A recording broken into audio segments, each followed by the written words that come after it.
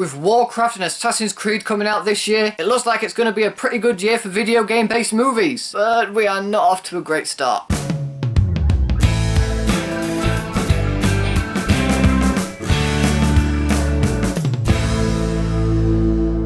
Ratchet & Clank. So Ratchet & Clank is based on the classic video game Ratchet & Clank. And in this movie, when an evil alien is destroying planets, the Galactic Police Force Squad, I don't actually remember their names despite the fact I've just seen the movie, are tasked with finding him and stopping him. But in doing so, they're looking for a new recruit, and so start holding auditions to see who could be the next Guardian of the Galaxy, I suppose. That's when Ratchet comes along, and although he's first rejected, when he and Clank manage to save the Guardians of the Galaxy, they then join the squad and start their manhunt to stop this alien from destroying more planets. And that's the basic plot for this movie. If you are familiar with the Ratchet & Clank game, you probably know how this movie is going to play out. As for me, although I have played a few of the Ratchet & Clank games, I played them when I was very, very young, and I don't really remember them. To me, they weren't as memorable as Crash Bandicoot or Spyro, but I do know that the Ratchet & Clank games have a very simple premise. They have a very simple and very easy to follow storyline. So how did the movie mess it up? They had all this source material just laid out in front of them, and they somehow managed to mess this movie up. Granted, I don't know if it stays entirely true to the actual game, but I found this movie incredibly boring. And it wasn't really the characters or the story that really ruined it for this movie. It was the forced attempts at humour that really annoyed me. If you're my age, there are some really nice references back to the old games. For example, there's a quick reference to Jak and Daxter, another game I actually really enjoyed and remember more than this. But they make these references so big and so forced that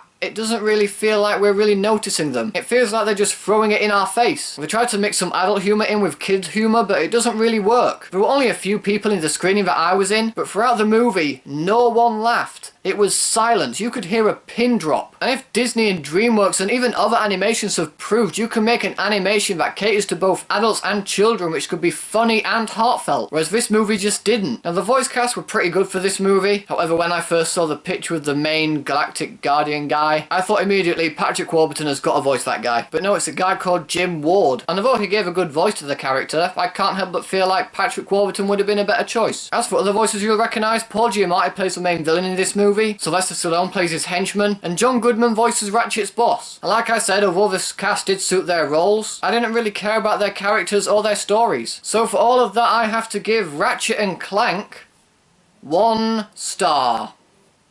Really hoping Warcraft and Assassin's Creed can save the video game movie universe. And until they learn to make good movie adaptation of video games, they better stay away from Crash Bandicoot, Jak and Daxter and Spyro. So, Ratchet & Clank, have you guys seen it yet? What did you think about it? Whatever you thought, let me know in the comment section below. Thanks ever so much for watching, guys. If you like this video, please give it a thumbs up. Share the video with your friends, it'll help my channel out a lot. Subscribe to my channel for more videos like this. Thanks again for watching. I'll see you in the next one.